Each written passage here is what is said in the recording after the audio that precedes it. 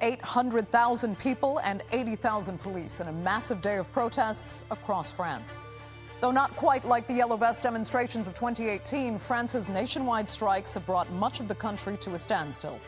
From nuclear power reductions to stopping public transport, unions are upping pressure on the government to dramatically reform the national budget. I'm Andrea Sankin. Today's newsmaker is France.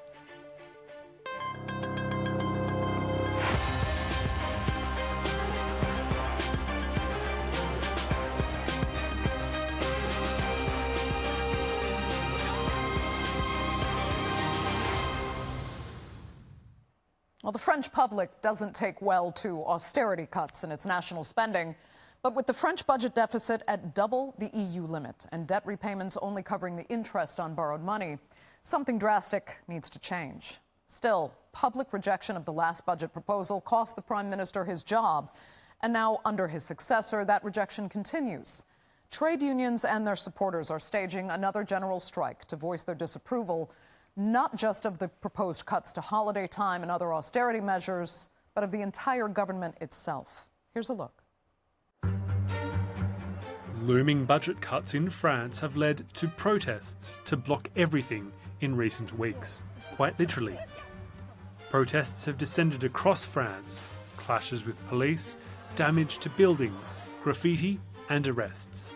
They took the name the Block Everything protests after their organisers. But now, a new set of protests, this time organised by France's large union groups, are taking centre stage. On Thursday, union-led protests are expected to galvanise over 800,000 people to block and strike through cities and towns all over France, from train drivers to teachers and students to pharmacists and hospital staff.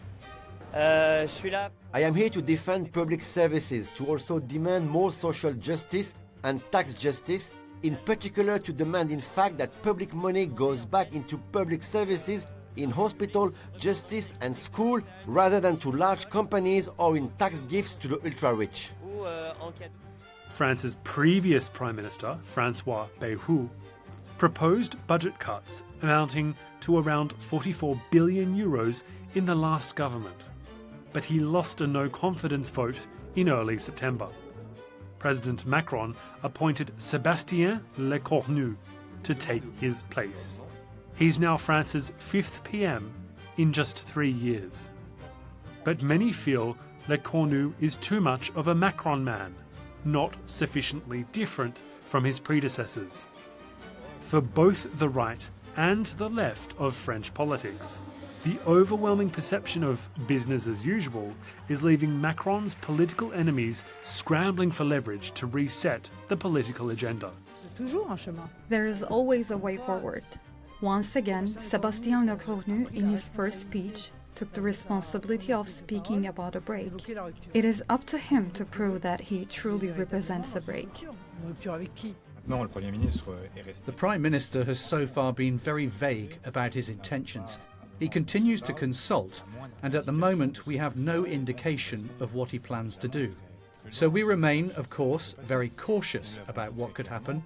We told him very clearly that if he is here to repeat the François Bayrou scenario, the same causes will produce the same effects. Lecornu has pledged to scrap his predecessor's plans to get rid of 2 public holidays. But many fear budget cuts and a freeze on welfare spending will remain. The bottom line for prime ministers before him is that France simply cannot afford it. France's budget deficit last year alone was 5.8%, far higher than the EU average of 3%.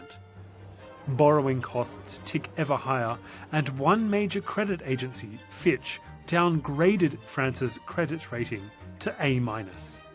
Also fueling disagreements are proposals to increase the retirement age to 64 and a refusal to place a 2% tax on France's ultra-wealthy.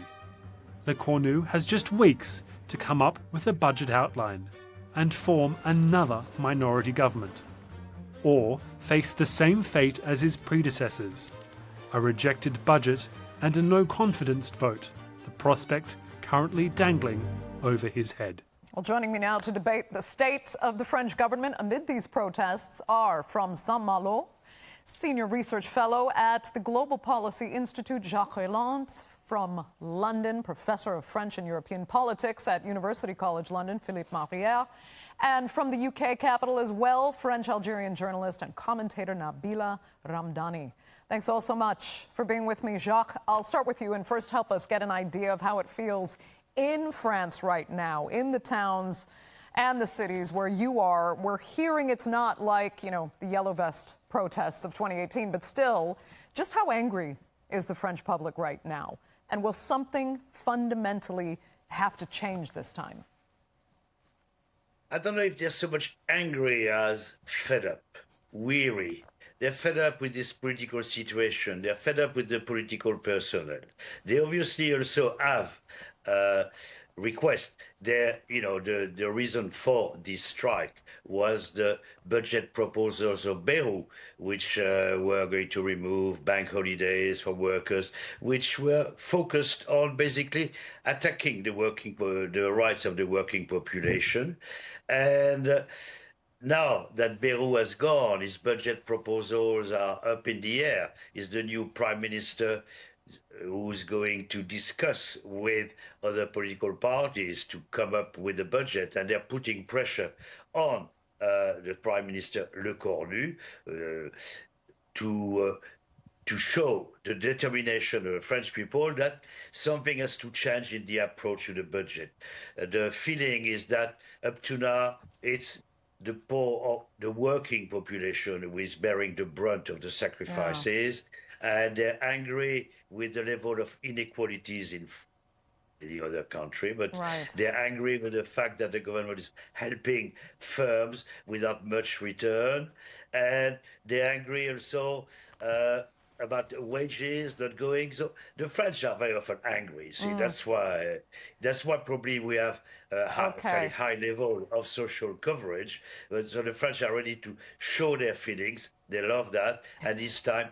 And also, mostly, the anger, many causes for resentment, but the common point is fed up with political personnel, fed up with Macron, and that's the aim, and putting pressure on them to come up with a budget which is not too damaging for their interest. So let me ask Philippe, I mean, they're fed up, but that's all they've got right now, and the budget numbers are not good.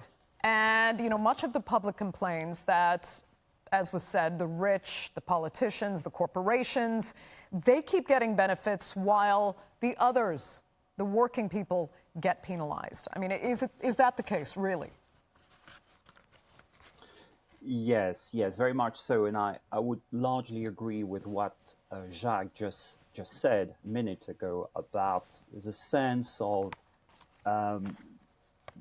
disenchantment, if you like, and worse than that, people are really fed up, and they're fed up with their political class in the first place. And I think it focuses on Macron in the first place, but also in general, I think the political class there's no party or political leader which can claim to be popular or so.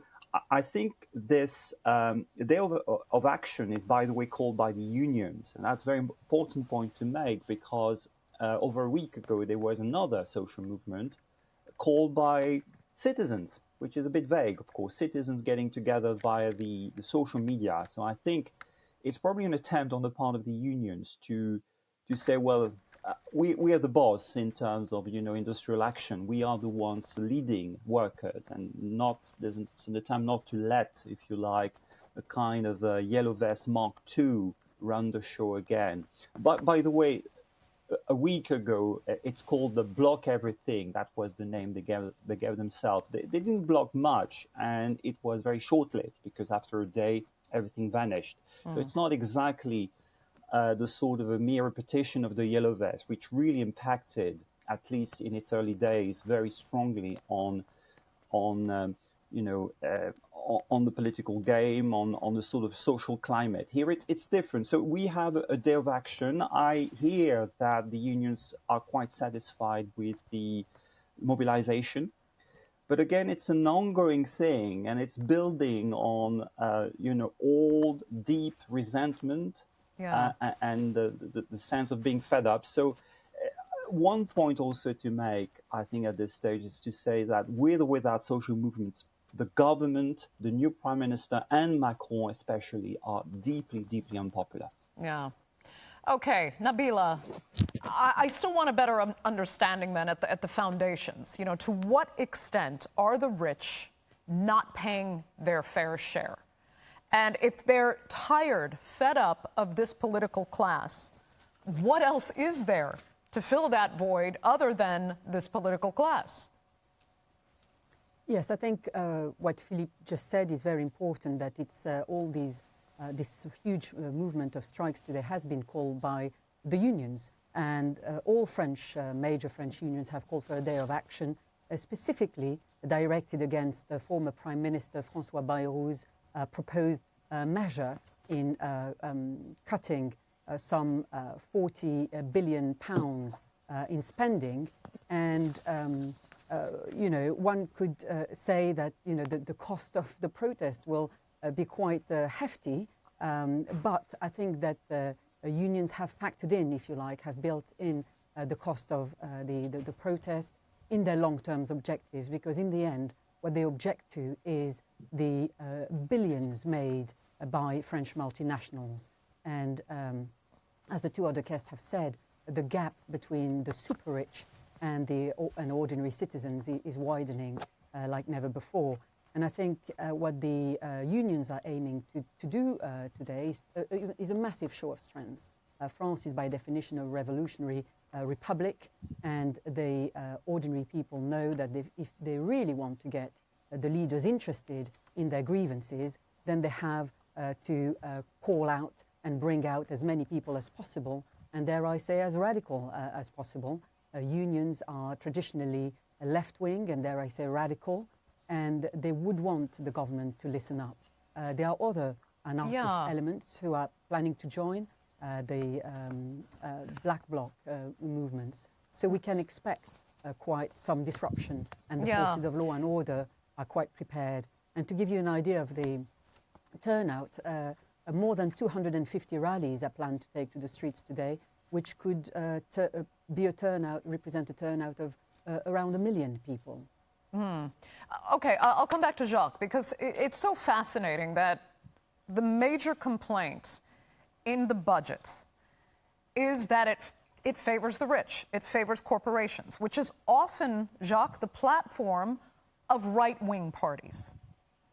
This is not a right-wing party necessarily in charge, yet still you have those fundamental complaints of the poor being further marginalized, further made to suffer and ignored. So when I ask, you're saying they're fed up, what else is there?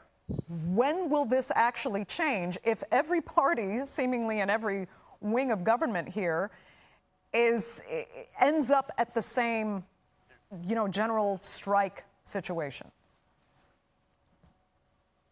Yeah, I don't think we are in a general... Yeah, they're fed up, but at the same time, you know, these demonstrations are quite spectacular. You'll have about 1 million people and so on.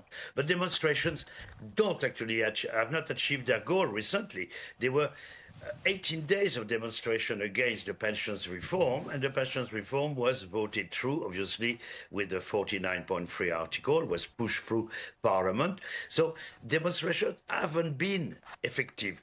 The only ones which have been effective are the ones of the yellow vest, the gilets jaunes, and it's kind of an encouragement to violence, because the gilets jaunes, the yellow vest demonstrations were very violent, and in the end, the government made concessions amounting to around 30 billion euros to the demands of the demonstrators. Here, we don't know what they're demanding exactly. It's very vague.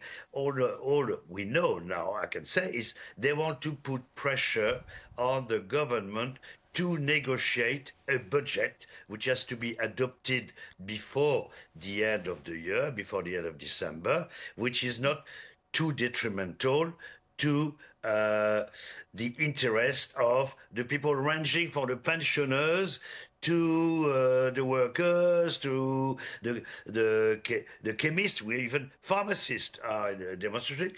Physiotherapists are also demonstrating, closing their offices. So now the point, Sophie Binet, the CGT leader, said today that the budget will be decided in the street. But I don't think so. There will be this demonstration. One day of demonstration is not enough. Will there be a few more? I doubt it. People don't want to lose a day's work, a day's wages for something which is very elusive. So the real rapport, the real rapport de force will be in Parliament, and it will be what the Prime Minister Lecornu, very bland character, will manage to negotiate with the parties in Parliament. Okay. He's got a common circle of 210. Up to now, he's been dealing only with the Republicans. This time, it means he will have to listen to the Socialist Party's proposals to improve the budget as it was done by Bayrou, and to change the nature of the budget. Okay. And we can expect some measures to take place. Today, the demonstrations are a way of saying we want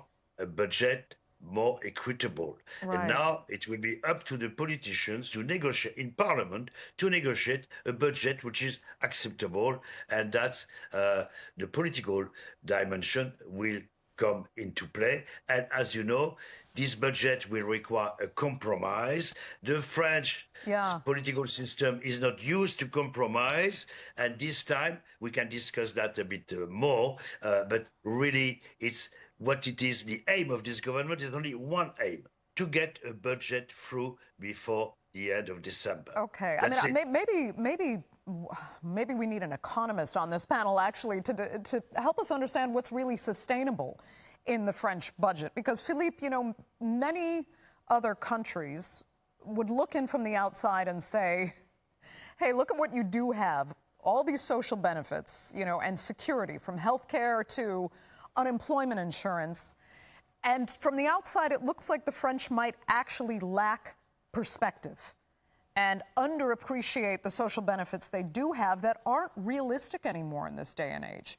Or, to be fair, am I asking the wrong question entirely? Because this is a uniquely French dynamic, and it's not exactly about what's sustainable. It's about the anger and the conflict between the political class and the general public. And as Nabila was saying, this is French history here. This is, maybe we're on the verge of a sixth republic as a result of this. I think you're asking absolutely the right question. It goes to the heart of the national discussion at the moment in France. And in a sense, what you said could be one interpretation of the situation, i.e., public debt is unsustainable. It keeps growing. France lives beyond its own economic means, and that has to stop. So we have to tighten our belt. So in fact, that argument, which you summed up in a way, was very much carried by some political forces in France. And I think to start with, by the outgoing Prime Minister, François Bayrou. And he didn't win the argument because, you know, that's politics. In politics, you try to win an argument, and if you win it, particularly in Parliament, you need a majority to back you. It didn't get that. And also, if you extend the argument to the whole of the nation, it seems also that Bayrou's argument, which is we need middle classes, ordinary workers need to tighten their belts, we need to cut spending in the public services. And there's been already a lot of cuts. It's not simply, you know, a British or a story, or it really something happening across most European nations, if not all European nations. So that argument was sort of put by Bayrou, and he lost. That's why his government fell. I.e., to sum up, we need to tighten our belt, we need to decrease our social spending, and staying put on the question of the pension reform. Macron decided 2 years ago, and a law was passed 2 years ago, putting the retirement age at 64 instead of 62. So all this was already done, but it seems that now the people are no longer listening to that. They say, well, look, France is a very wealthy country. By the way, the debt, and that will be, of course, a more typical left-wing argument in general, there is wealth in France. Okay, there's a public debt, but nothing to worry about, or it's not a major worry, because France is not going to go bankrupt. France is not going to do like Greece 10 years ago when the IMF and European Central Bank had to step in and rescue. It's not going to happen because France is a very wealthy country and it has really the means to pay back the debt. It's just we are not doing it the right way. The payment of the debt should be now borne by people who have really the greatest fortunes. And I think, for instance, in the national conversation, there's a tax, which is an idea of a taxing the very rich, the 1% of the super rich, which would be a way to levy, according to one economist, Gabriel Zuckman, 20 billion of euros. So that's half of the actual debt in France. So there's an argument, and the last point is that there's a status quo because, as you know, no one has a majority in the House. Otherwise, if Macron still had a majority, if he hadn't dissolved 2 years ago, or 1 year ago, he would probably have again passed that budget by now. But he can't because he doesn't have a majority. Yeah, Nabila. So. It's amazing. I actually had a French attorney tell me once that tax evasion, especially among the wealthy in France, is a national sport of sorts. And you're almost seen as a fool if you do pay your taxes completely honestly. But having said that, I mean, eventually something will have to be conceded. The French public is going to have to swallow something it doesn't want. So where do you see that coming, if at all? Well, I think the conundrum is that France has a massive debt problem, and any government is trying to bring that debt to a minimum. Currently, it stands at £3 trillion, which is 114% of GDP. But what the unions, for example, are arguing is that the proposed cuts by the former Prime Minister, François Bayrou, who's now left after a vote of no confidence on the 8th of September, is that those cuts, almost £40 billion, target unfairly the workers, the unemployed, the pensioners and the sick. And that's what France has to deal with. Now, the appointment of Sébastien Lecornu, who is, of course, a Macron loyalist, he's been a minister since 2017, since Macron came into power. Lecornu is, of course, going to look after his boss. And dare I say, Macron doesn't care much because he's already made it abundantly clear that he's not going to go anywhere, regardless of how dire the situation gets. And he will carry on until May 2017, when he will not be able to stand up to become president of France again, because French presidents are limited to 2 terms. But what Lecornu is going to do is basically, for example, Jacques Roland was suggesting that things can be sorted out in Parliament. Well, in fact, all opinion polls are suggesting that if there were elections held tomorrow, it will lead to a hung Parliament. And I think the problem is with the constitution of the Fifth Republic.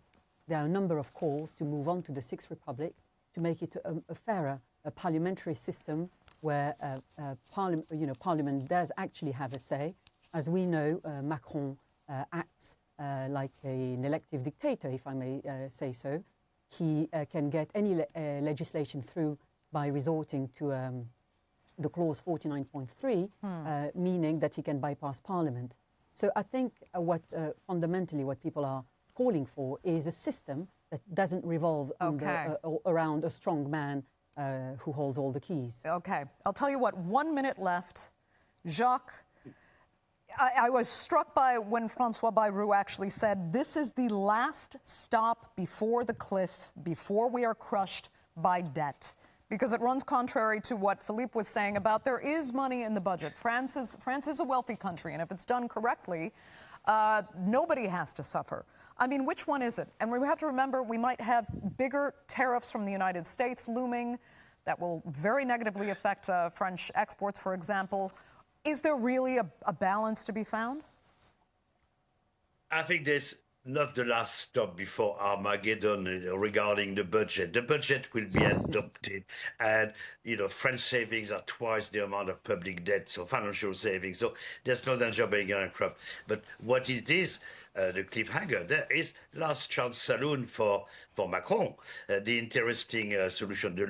If Lecornu doesn't manage to get through a budget before the end of the year, then if he doesn't manage to cooperate with the socialists, then we will probably force to have a dissolution of parliament, which would be a godsend for the National Rally, the National Front. And that's why the Socialists and the Republicans will be forced to work together, because they know if there's an election, a new snap election, they would lose at the expense of the National Rally, the National Front. And that is the big challenge now. For the people, it's not the issue of the debt. We've been living with it for ages, not a balanced budget since 1974. It's the political future, what's going to happen next year. Will Lecornu manage to be still alive at Christmas? And if not, what will happen after? That's the big issue. That will have to be the final word. For this edition of the Newsmakers, I'd like to thank all three of my panelists so much for being with me, and our viewers for joining us as well. Remember, you can follow us on social media, and do be sure to subscribe to our YouTube channel. I'm Andrea Sankey. We'll see you next time.